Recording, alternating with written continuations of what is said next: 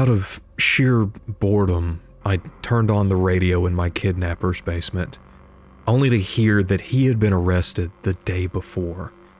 I thought they were still searching for me, but then I heard my own voice saying how glad I was to finally be found. Sometimes all that is needed for a good twist is a good idea, and then everything else will have you wondering what happens next. But how long does a story need to be to have a perfect twist? Because a story this short can't even be rated with my normal scale of story, acting/character, predictability, satisfaction, and the Poltergeiger. Because most of this story is left up to imagination as to who has been kidnapped, what led to the kidnapper being caught, and of course, who or what is now pretending to be our main character. There's only two things that we're left with that we can use with the scale, which is satisfaction of the twist and the Poltergeiger, which is the most important because it's my opinion. So with 25 stories in this video, we together will decide if any of these could be given the golden title of perfect twist. I will give just a basic score of 1 through 10 and then leave it to you to add any to our list of best twist in horror as we become one step closer to finding the greatest twist ever written. And yes, I did put this story and twist first for a reason, because I'm giving it a 10 out of 10, but no, not all of these are only 2 sentences long. I have the 2-sentence horror stories in between each one of the short stories that we're going to look at, with 2 of them being selected by me, and the other 2 picked out and read by friends of the channel, King Newsme and Crow Mudgeon. I miss the days when I could fall asleep on the couch and my parents would carry me to my bedroom. But after they informed me that they thought I had gotten up and gone to bed on my own, I have different feelings about it now. I think we all miss those days, but this would definitely have you second-guessing your entire childhood, because it sounds a lot like Pen Pal. But was it just some person living in their house, like underneath their house, that is then carrying you to bed in the middle of the night? Or is it something? Or it could even be that they just sleptwalk and made their way to the room, or being tired didn't realize that they got up and walked to the room. There's so many questions, and I can fully understand why they're just having different feelings instead of completely freaking out over this. But this gets my entire mind to thinking, so I'm just going to give it a 9 out of 10 because it is very good. Today's number is 10. It was 300 a week ago, about 50,000 a month ago. And just a year ago, the number was 7.9 billion. Of course, my immediate thought, and probably yours too, is that this is the population of the Earth dwindling down all the way to 10 over the course of the last year. But what else could it be? Like, I'm sure that was the intention of the writer of this, which is Administration OK 5538, but what else could this be? Because while this is a 2-sentence horror story, it could be any other genre, depending on what you think this number represents. But when I first read this and got to that 7.9 billion, it really hit me, and so I've got to give it an 8 out of 10. I rolled my eyes as an unskippable ad plays on the small screen in my father's hospital room. Please resume eye contact with the advertisement immediately to continue using the complimentary life support service. Can you imagine going somewhere and then being forced to sit through an ad, or else someone you care about would stop receiving the care that they need to continue living? Now, I know that you didn't have a choice in any of this, but since you're here to make sure all is okay with your father, I must tell you that I will not remember your name. And no, I will not explain why. I don't care if that makes you feel weird or uncomfortable. If you wanted all of that, you should have used Mr. Polter's sponsor, ZocDoc. Then you would have been able to actually look through the reviews of all of the doctors that are in your network nearby and even filter them by your insurance. Oh, great. Look who finally decided to join us. I'll have to make sure to up his dosage so that way he knows not to interrupt me again. I'll be back. Get ZocDoc and get me a good doctor. This is the nicest that I've seen him. Instantly book a top-rated doctor today, right now. That's ZocDoc.com/Polter. And thank you, ZocDoc, for sponsoring this video. An entire situation like that would be terrifying, and I feel like it was carried out even better in the episode Common People from Season 7, Episode 1 of Black Mirror. And that episode is a rough watch, but it's also one of the highest rated of the series, and something, if you like this story, should go and check out. But for this story, I'm going to give it a 7 out of 10. And speaking of stories that take a simple idea and then carry them out to something much longer, the next one is Something Horrible Arrived with the Rain by Elias Witherow, a name that you probably recognize if you've been on the internet for any time at all, for many of his very popular creepypastas like Feed the Pig, The Tall Dog, and The Third Parent, which is also known as Tommy Taffy. But this one here doesn't remind me really of any of those stories and stands aside as something else entirely. It reminded me a lot of an old story that I remember hearing on the No Sleep podcast called The Black Rain, which if you try to look the story up by that name, you won't find it because the original title of it is Found a Cryptic Note Next to a Bottle of Something in an Abandoned Building Downtown. Fantastic story, one of my personal favorites, and this one here by Elias Witherow takes Elias Witherow, who is really good at writing creepypastas, and just makes the idea so good when it comes to being trapped inside because of terrifying rain. Something Horrible Arrived with the Rain by Elias Witherow. I'm visiting my brother's cabin in Washington State. He let me come here after my divorce, get away from all the nonsense and clear my head for a couple of weeks. It's beautiful out here. The quaint little hut, exactly what I had been expecting. It's surrounded by dense forest, and you have to take a long dirt road to reach it. It's wonderful. It's the basic setup. We've all heard stories start off like this.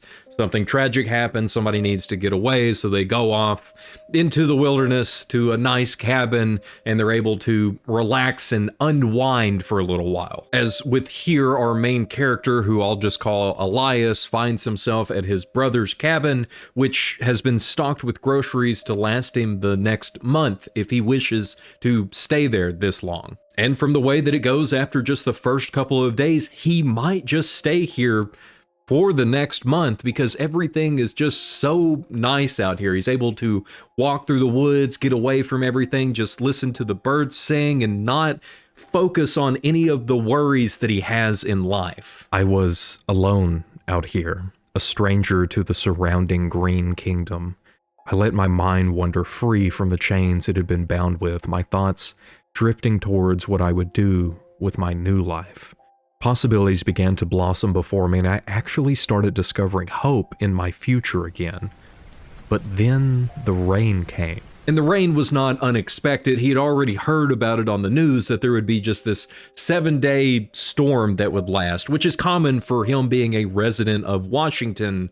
But this rain was unlike anything he had ever experienced, as it slowly shifted from just a little drizzle to a full-blown gale. And then I heard something on the roof. I cocked my ear to listen, the small cabin lit only by the glow of the fireplace.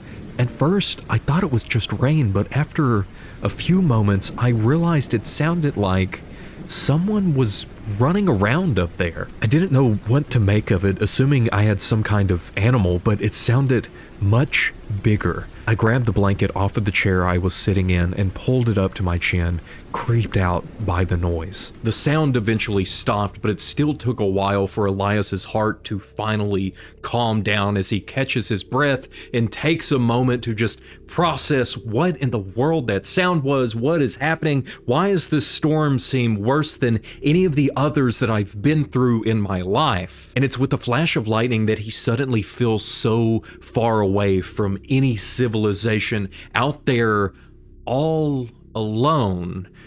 But by the flash of lightning just through the window, he begins to even question that. The world was illuminated once again by a bright blast of lightning, and my eyes went wide. Mere feet from the window, the rain seemed to bend around the shapes of 3 invisible figures. They stood about 6 feet tall, the rain outlining their still forms. I swallowed hard, waiting for another blast of lightning, and when it came, the shapes remained. They were immobile, and I suddenly felt eyes on me, as if they had come with the storm to watch me. I retreated from the window, feeling exposed and afraid, and went and sat on my bed. I was terrified, so shaken by the bizarre forms that I had begun to have a hard time breathing. Just sitting there trying to collect his thoughts, because clearly there can't be 3 figures outside of the window. That doesn't make any sense. That's not how anything works. And after a moment, he begins to fully process and understand that he's just seeing shapes and shadows out there in the middle of the storm, here in the middle of the night. There can't really be anything out there. It's this thought that finally gets him to calm down, and as he goes to stand up, he hears again something running across the roof. Heavy footsteps that force him to crawl underneath the covers of the bed as he realizes that they're now standing directly over him. What the hell was up there? Another flash of lightning lit the sky, and I glanced at the window. It was right there, its invisible form parting the rain like a curtain. It was watching me. There's not much that you could even do in this situation unless you plan to run out there and fight something that you can't even see, that has been watching you this entire time. So Elias just does his best to disappear under the covers, and covering his mouth, he hopes that he can stay silent and still for long enough that these things will go away with one overhead, and there should have been 2 left at the window. And it's that thought that makes him realize one of them is now missing. And that's when I heard the front door crash open. I cried out in fear, shaking like a child as heavy, wet footprints walked across the cabin towards me. It stopped by the side of the bed, and I felt drops of water falling from its body onto my blanket. I could hear it breathing, a sucking sound pulled deep into its moist lungs. As I balled myself under the covers, terrified, it spoke. Its voice sounded like rain, an odd stuttering inflection of its vocal cords. I didn't move, didn't breathe, praying that this nightmare would end. I didn't know what these things were, what they wanted, but I sensed danger. I sensed that they wanted to hurt me, and I sensed that if I looked at them, they could. I stayed balled up under my blankets and kept my trembling mouth shut. Look. It repeated in the same wet voice, its words dribbling from its mouth like running water. Again, he didn't move. He remained there, just in this paralyzed state, buried under the covers, hoping with everything that he has that this thing will just eventually go away. And he has no idea how long it took or how long he waited, but eventually he did hear it retreat and run out the door, slamming it behind itself. But he still took no chances and remained right where he was, to the point that he wasn't even sure if he just fell asleep or passed out because of all of the overwhelming feelings of some things being out there and trying to get to him. But when he eventually woke up, he looked around the cabin to see that nothing was inside. The fire had died down, and the early morning light was coming through the window, just a dim gray as the rain continued on. I slowly got out of bed and went to the window. "Please," I muttered, voice cracking. The 3 figures stared back at me, the rain outlining their still forms. I dropped to the floor, out of sight, a hand to my chest. I crawled over to the small kitchen and reached up to retrieve my cell phone. It wasn't there. I jumped to my feet, scouring the surface for where I knew I'd left it the previous night. It was gone, but a long, wet, dark smudge stained the wood, starting at the center and running to the edge. That thing had taken my phone. I was trapped. "What do you want from me?" I screamed. "What the hell do you want from me?" The storm offered me no answer. "Leave me alone," I whispered. "Just leave me alone, please." 3 weeks passed and the storm has not ceased. He doesn't even know how long really it's been going on because something has completely changed with the day and night cycle. It's no longer day or night, just everything is constantly this dull gray outside as the storm continues on. The only thing that is really telling him how long he has been there is the amount of food that he now has left over as he begins to wonder how much longer he has before he starves to death. But it's not just the storm that remains, it is also the 3 figures outside of the window constantly staring in until one of them gets up on the roof and runs to right where Elias is always standing, and just in time for him to jump into the bed and hide away under the covers as another one comes bursting in through the door, trying its hardest to get him to just look at it. I can't. I won't. Something about its voice has begun to sound familiar. The more it speaks to me, the more I have begun to recognize it.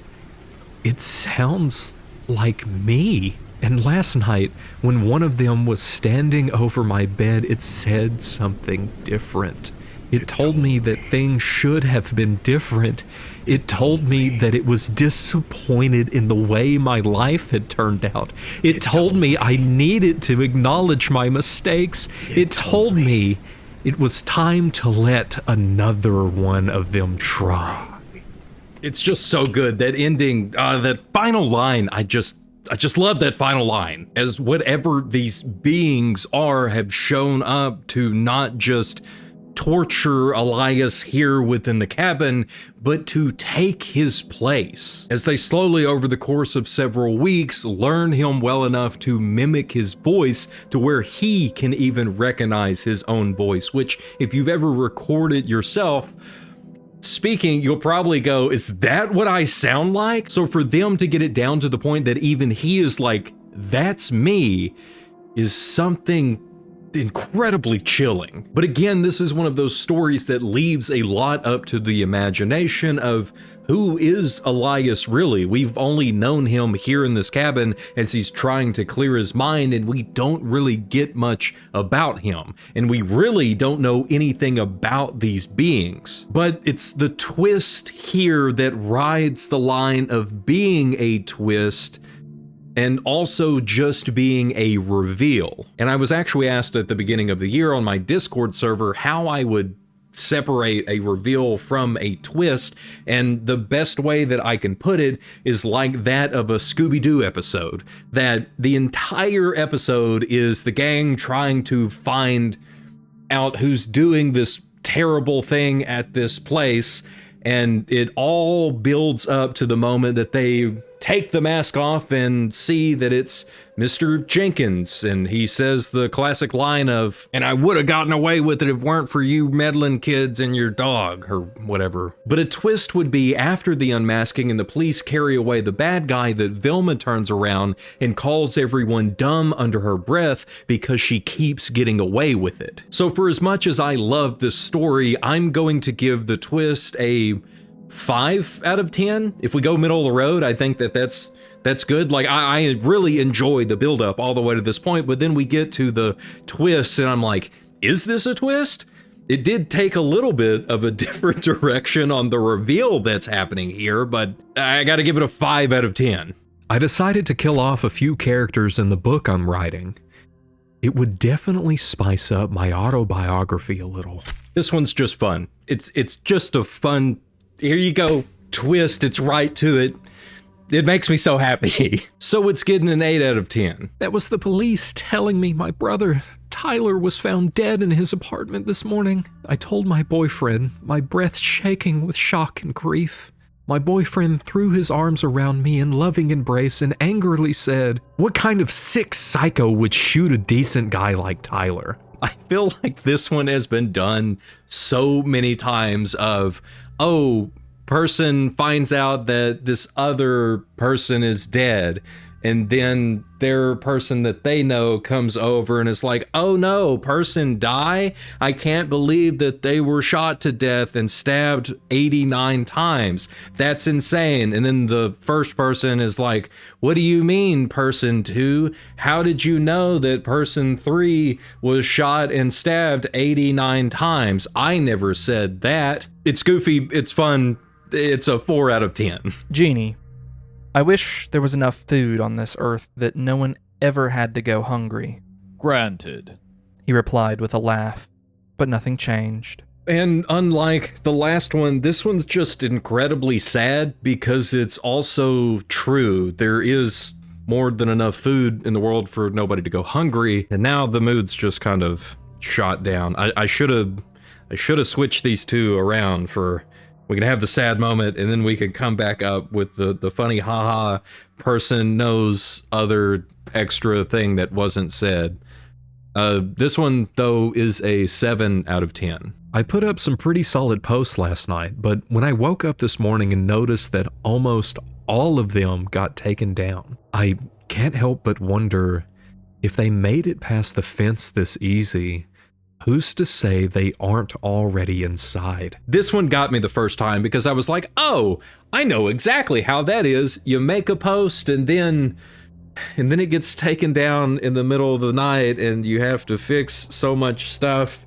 And then I read the rest of it and I was like, oh, they're not talking about actual post online in the way that this reads at the beginning, because they're talking about fence post and something got through the gate and could possibly be inside, which also reminds me a lot of The Walking Dead. And speaking of, this has nothing to do with the story, but this is signed by Robert Kirkman. Actually found this at a flea market and didn't realize it was signed until I got home. But this is how the people in the story would be. They would realize, oh no, they're all inside, and now we've got a 6 out of 10 for a twist. If only it was an 8, which is the same age that H.P. Lovecraft was when he wrote the story The Secret Cave. Which I say that now, so when you hear the story, you'll understand why it sounds like it was written by a child. But if one of my children brought me this story, I wouldn't know what to think, because both the twist and the reveal of this story would definitely have me wondering a lot about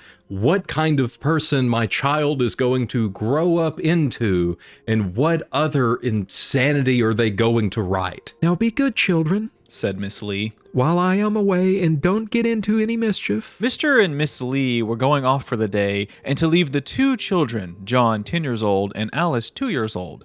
Yes, replied John. As soon as the elder Lees were away, the younger Lees went down cellar and began to rummage among the rubbish. Little Alice leaned against the wall, watching John. As John was making a boat of barrel staves, the little girl gave a piercing cry as the bricks behind her crumbled away. He rushed up to her and lifted her out, screaming loudly as soon as her screams subsided. She said, "The wall went away." John went up and saw that there was a passage. He said to the little girl, "Let's come and see what this is." So as Alice agrees, John runs back upstairs to grab them each a candle so they can see as they make their way down through this hidden passageway. And finding nothing inside of this box, they continue down the pathway until all of the plaster disappears from the walls, and it's now just a cave that has frightened little Alice. But her brother, John, reassures her that everything is all right as she sucks up all of her fears, and they continue on. Eventually, though, they come across another much smaller box along with a boat with 2 oars in it that John decides to drag along behind them all the way to the end of the passage that, for whatever reason, is completely blocked off. He pulled the obstacle away, and to his dismay, the water rushed in torrents. John was an expert swimmer and long-breathed.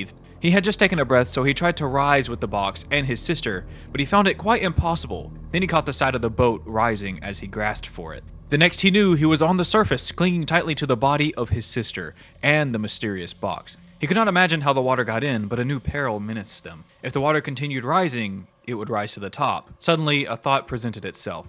He could just shut off the water.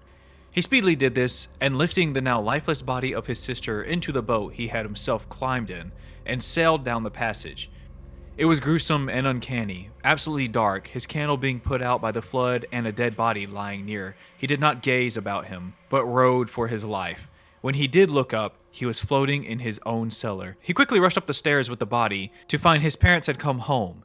He told them the story. The funeral of Alice occupied so much time that John quite forgot about the box. But when they did open it, they found it to be a solid gold chunk worth about $10,000, enough to pay for anything but the death of his sister. Again, 8 years old when he wrote this. This is one of those like fantasies that any normal kid would have of, I wonder what it would be like if I found some hidden treasure. I'm sure many of you also went out and tried to dig some treasure up in your backyard when you were younger.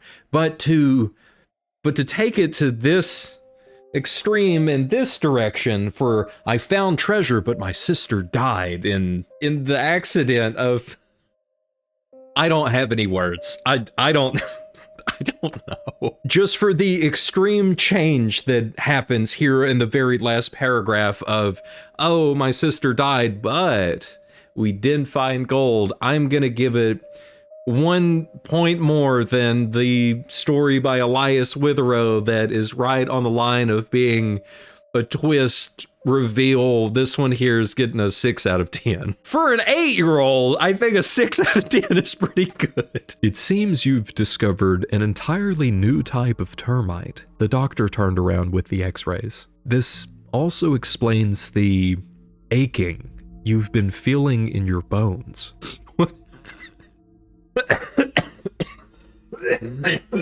Maybe I've got them in my lungs. Maybe I have the crazy termites in my lungs.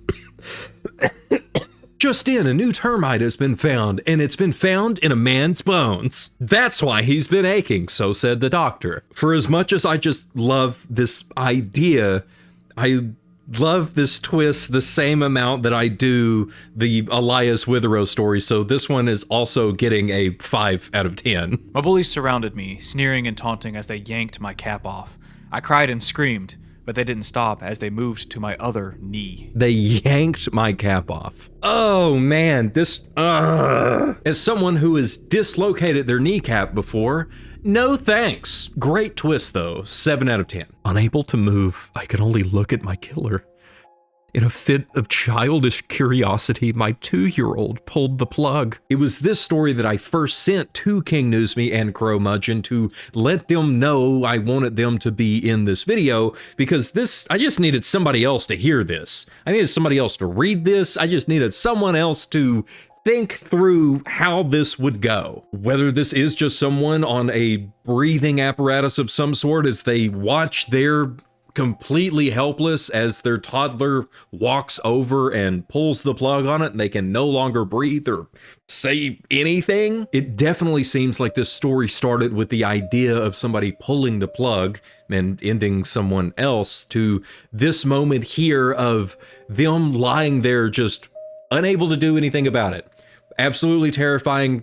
Everything about this is great. I personally really enjoy it, so I'm giving it a 9 out of 10. For my last wish, I wished my dad to be alive again.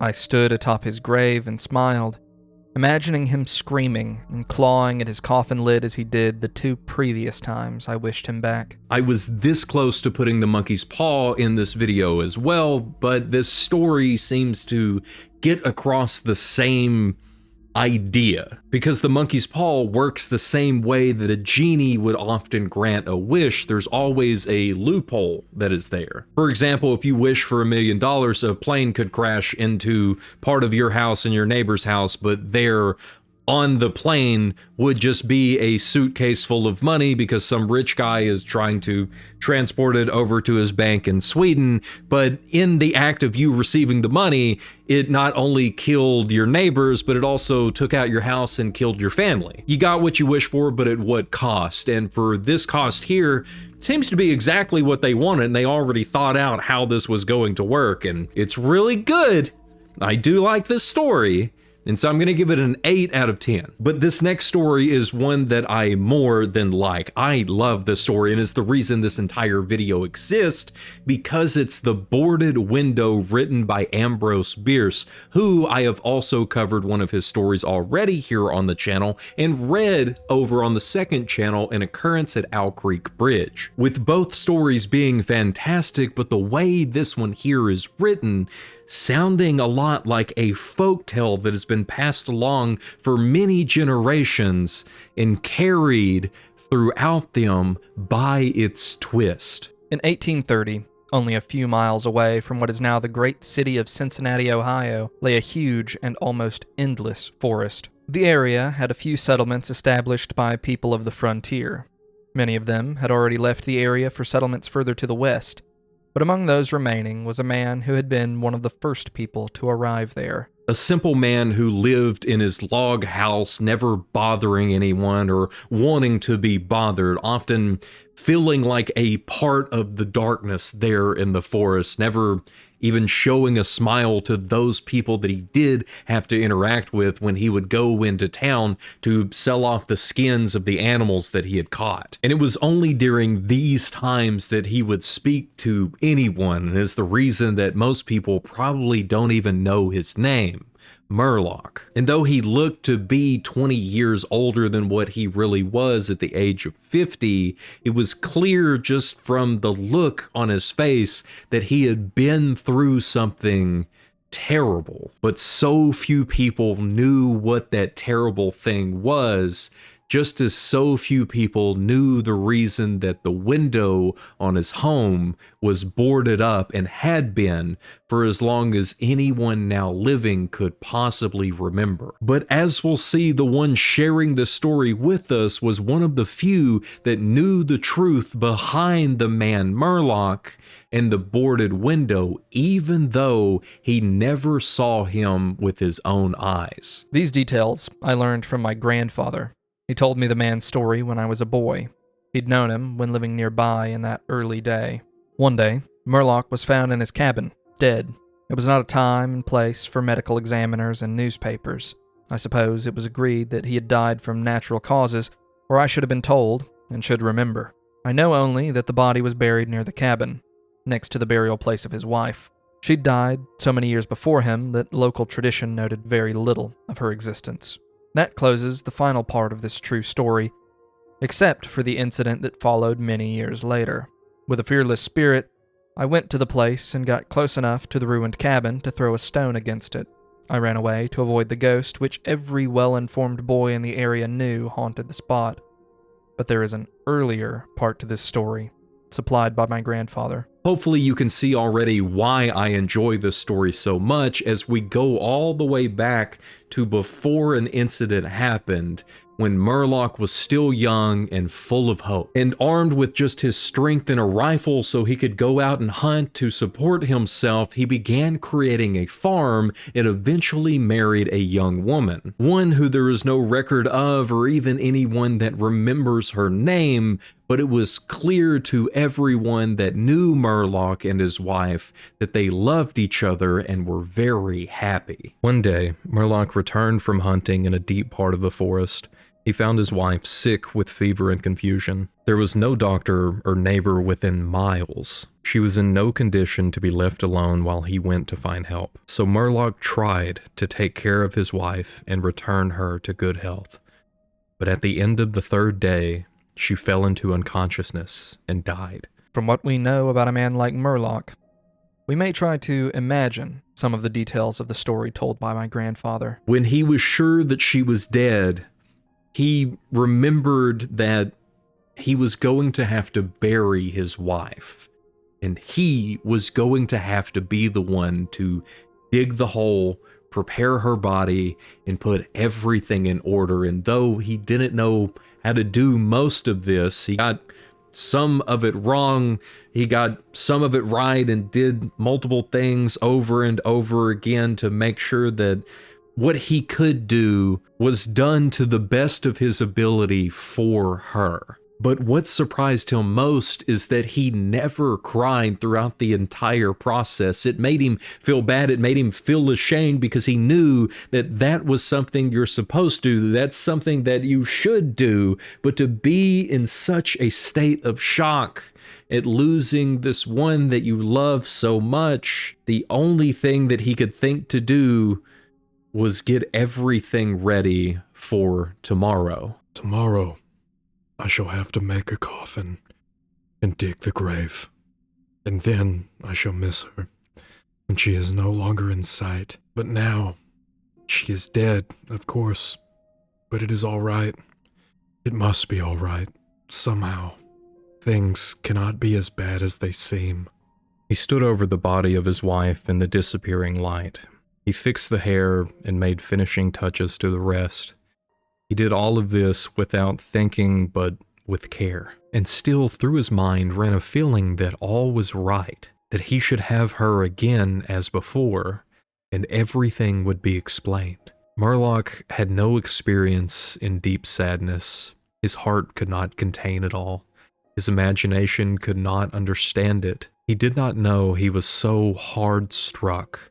That knowledge would come later and never leave. Murloc had never experienced a feeling like this, as Ambrose Bierce puts it, a deep sadness. And for anyone else that has really felt sorrow in this way and dealt with loss, you know that feeling it is hard to grasp in the moment when it really strikes you. Such a deep feeling hitting him so hard that it changed him as a person. But for now, right now, all he can do is finish his work, prepare his wife for the burial that will be tomorrow, and sit down in his chair, body completely worn out from these feelings of sorrow and stress that he hasn't yet been able to face. He noted how white his wife's face looked in the deepening darkness.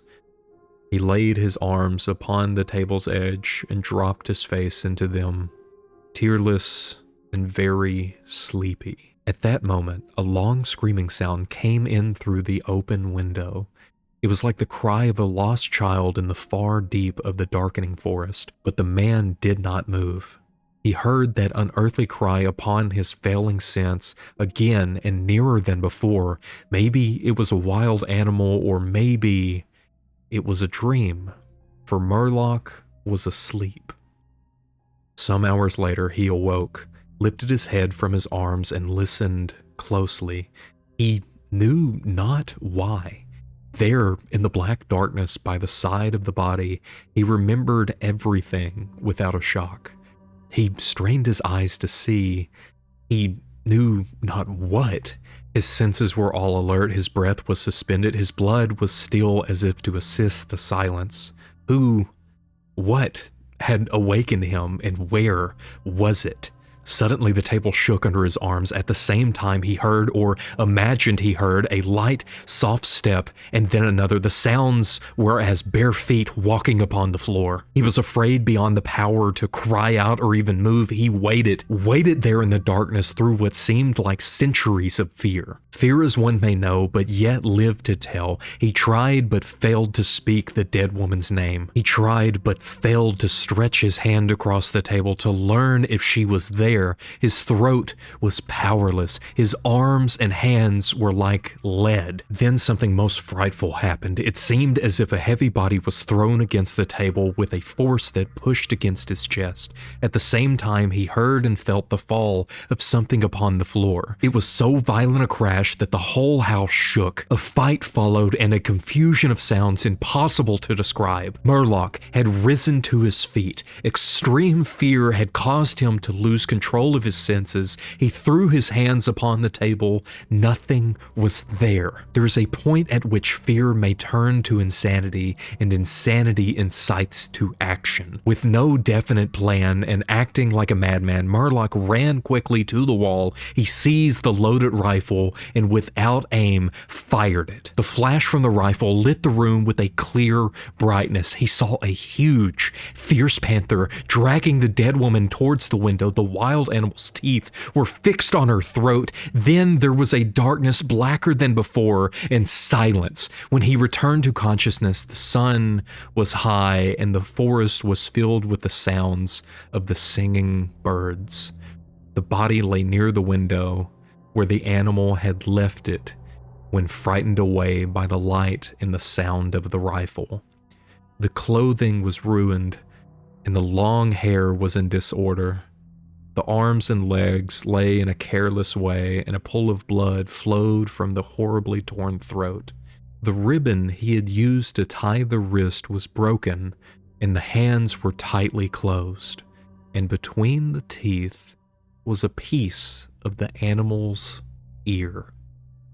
Everything about this is just so good and is the reason this entire video exists, and it's something that I think just needs to be shared along because we have the whole reveal of why the window was boarded up in the first place, because this giant panther came through smelling his dead wife, who turns out not to actually be dead. Being that it's the early 1800s and Murloc is out here just with his wife trying to do life on his own, he doesn't really know what he's doing when it comes to preparing her body for burial, or even if she's really dead or not. And it seems as though from him waiting that extra day, maybe his wife would have come out of this state that she was in, but because this panther breaks in, trying to get to not only her, but to him as well, she is able to muster up the strength to save her love. By breaking her restraints and grabbing onto this giant animal and biting a piece of its ear off, which causes him to wake up in confusion at everything that is going on.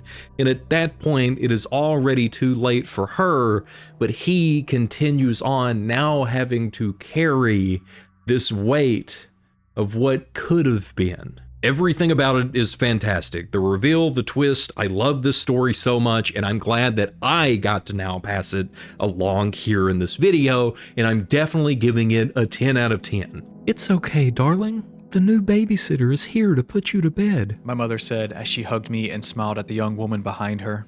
I'm surprised she couldn't feel me shaking as I looked upon the face that I'd been seeing outside my window for weeks. And now we're right back at it with the goofy stories, but I do like the setup for this one quite a bit because the whole face in the window thing always gets me. I remember I was working one night at this office. I'm trying to wire some light, so it's already kind of dark where I currently am. It's probably like 2 in the morning, and a police officer that I had already done some work for on the side shows up, and the entire back part of this office is just glass windows all the way across, so you can see off into the woods. And I guess he decided to walk around because he had seen my truck there at this job. He walks right over to the window and just full on puts his face up against it, so it's like this. But because I'm currently working on a light, I don't see him until I put the light down and make direct eye contact with this terrible being that is right up against the window. Almost knocked me off the ladder. That's how scared I was. Terrifying. This one here reminds me of that moment, and it's getting an 8 out of 10. Battery at 1%. I looked at Earth one last time before my suit ran out of power. Your phone getting all the way down to 1% in the middle of this video would be terrifying enough, but to be an astronaut out in space and then your suit hits 1%? No thanks. Nah. This one's fun. It's getting a 7 out of 10. I shined my flashlight over the cabinet of porcelain dolls. Their pupils contracted. I know this one isn't porcelain, but this is real human hair on a doll from like the turn of the century that I was given from my dad, who got it from a couple that bought an old flea market, as well as this clown guy right down here. They just gave them away. They were just like, both of these things really creep us out. We hear noises. We think these are to blame. We don't know what's going on. Please take them away. I haven't had any issues with the pupils contracting, but no thanks. That one's good. If I could give it an 8.5, I would, but I'm not dealing with any halves, so we're just going with an 8. A guy just ran up to me while screaming that somebody had locked him in a basement, blindfolded him, and starved him for days. You should have seen the look of absolute horror on his face when he recognized my voice. This one's fine. I feel like I've heard a variation of this many other times, but then to have to put in the stipulation of they were blindfolded for all of these days and starved, but somehow they were able to get away, and now running down the street, they come across the guy that kidnapped them and they recognize him by the voice. That just, I feel like the setup for everything here it's just so much.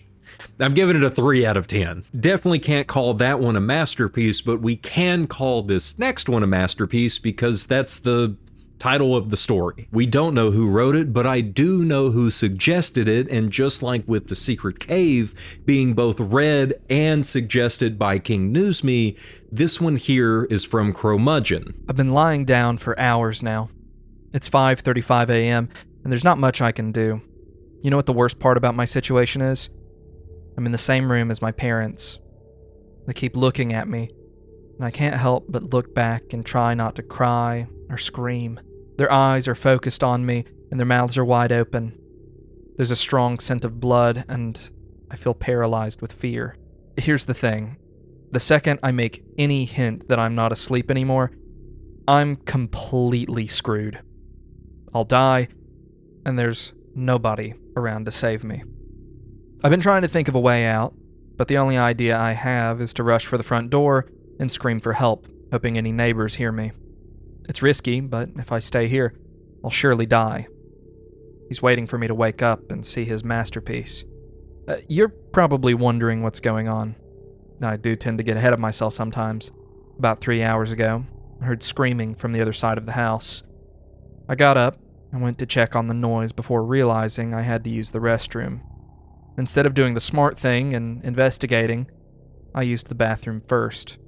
I could have gotten myself killed right then for my stupid actions.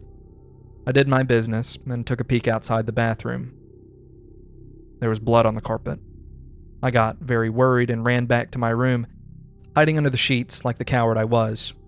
I tried to convince myself to go back to sleep, that it was just some really vivid dream or something, but I heard my bedroom door open. Like the terrified child I was, I peeked out from under my blankets to see what was going on. I could see something dragging my dead parents into the room. It was not human, I can tell you that. It was hairless, with no eyes or clothing. It walked like a caveman, with its back slouched as it dragged my parents. But this thing was much smarter than any caveman. It was aware of what it was doing. It propped my dad on the edge of my bed and made him face me. Then it sat my mother down in the chair and positioned her towards me as well. Then it started rubbing its hands on the walls, staining them with blood, and then drew a circle with the devil's pentagram in it. This thing had made what it would probably call a masterpiece. To finish it off, it scribbled a message into the wall that I could not read in the darkness. It then positioned itself under my bed, waiting to strike. The scariest thing now is my eyes have adjusted to the darkness since then, and I could read the message on the wall. I don't want to look at it, because it's terrifying to think about, but I feel I need to see before I'm killed. I peek at the creature's masterpiece. I know you're awake. That ending is pretty good. The fact that it positioned itself under the bed and has just been there waiting, and then the kid can see what it wrote on the wall, that it knew he was awake the entire time. It's good stuff. it's a good little story. Don't know who wrote it. I don't know if this is another 8-year-old that wrote this one. But this one just feels like the classic internet story that you would come across way too late at night 15 years ago and then be wondering, what was that sound? But then you too are also worried if it knows that you're awake. This one's fun. I'm giving it a 9. I've always wanted to be a writer, but my family always berated me and told me not to quit my day job. As I stand here with tears in my eyes, a trash bin full of disappointment, and a noose around my neck, I hope this last letter they get from me is finally good enough for them. I'm giving this one a 10 out of 10. I think it's fantastic, but I don't know if it really qualifies as a scary story. Yes, it is terrifying and does fit a lot of the subject matter that I have covered here on the channel, but it is also just such a sad story. Even more so because it does read like the last letter that he left for his family. Terrifying in that way, but not traditional scary. But if we're just ranking the twist of itself, I'm giving this one a 10 out of 10. You can let me know what you think down in the comments. We'll find the source of that smell, I assured the homeowner as I knelt down and wedged myself into the crawl space. But just as I saw a very familiar looking uniform in the gray of long dead flesh, I heard the floorboards being hammered back into place. While the last story was very personal, this one here is personal to me as someone who has been in many crawl spaces. It's not so much the idea of somebody trapping you in their floorboard or crawl space or anything like that, but it's the idea of coming across something that absolutely should not be there. That's terrifying. If you've seen the movie Caveat, it's the same thing. So I'm giving this one, I think, the same rating that I gave Caveat, with a 7 out of 10. I have been working on stories to compete with the best on this sub, but I'm finding it near impossible. I'm beginning to think some of you are just making yours up. This one's fun. I skipped over it way too many times whenever I was trying to find some 2-sentence horror stories because it just seemed like, oh, somebody's just trying to figure out how to write a good 2-sentence horror story. And then they wrote this. I'm like, that's so perfect. But it's not a perfect twist, but I am going to give it an 8 out of 10. I could see the colorful flashes illuminating the trees and homes all throughout the neighborhood from several streets away. It was the perfect July night to spend with family. But now, the pizzas are getting cold because of all the police blocking my driveway. And just as I said with the last story, that one seemed like someone trying to learn how to write a 2-sentence horror story. I decided to throw my own hat in the ring. So I'm not going to give this one a rating. That's up to you to do. Let me know how I did. Yes, this one is from me. Of course, I did try to set it up where it's like, oh, 4th of July is going on. There's fireworks in the air, and that's the reason that the entire neighborhood is lit up with these colorful lights. But then it's something far more tragic because you have to write what scares you. And I guess one of the things that scares me personally is trying to write something so short or make a video that is short, because clearly I can't do that. My plan for this video was to just cover the one story and it turned into this. But there is nothing like getting to share a bunch of scary stories and a bunch of decent twists, some of them better than others, with 3 of them being absolute standouts. With our very first story getting a 10 out of 10 about somebody trapped in their kidnapper's basement as they then turn on the radio and hear the voice of themselves saying how glad they are to finally be found. I have so many questions and would love for somebody to take this and expound upon it greatly. And the next one being from an absolute master of twist, Ambrose Bierce with The Boarded Window. Everything about that story is so good, and I'm glad that I got to share it with you. And then our third and most controversial story of all of this being the terrifying reality of someone giving up on their life and leaving their final letter for their family to find. All three of these are haunting in their own way, as well as being very well done with the twist, and I would like to know more about every single one of these, and it's just really neat to see how twist can come in all of these different forms and still come out on the end of being so good. But are they perfect twists? So far, we've had 3 others already here on the channel on our search for the greatest twist in all of horror, and those just stand above so many other stories and twists because the way that they're written. But again, the question comes back to there's so much more there within them to add to the story, to build upon and set up for the twist, that it still makes me wonder if a story this short could have a perfect twist. But that is a question that I have to leave to you, and since you made it all the way to this point in the video, thank you for making it all the way here. That's incredible. Also, thank you to King Newsme and Crowmudging for helping me with this project, as well as, and of course, as always, thanks to all of the channel members for helping to make all of this possible. And for those that are currently still here, going back and counting all of the stories that were covered, you realize that there was only 24 when I said there would be 25. That's because I needed you to be prepared for the absolute scariest story in this entire video. But before you go, remember that you can always take my hand. Have an extra blessed day, so I can see you in the next one. I forgot to grab something. I'll be right back, said Mom. As she rounded the corner, out of sight, the cashier began ringing up our groceries.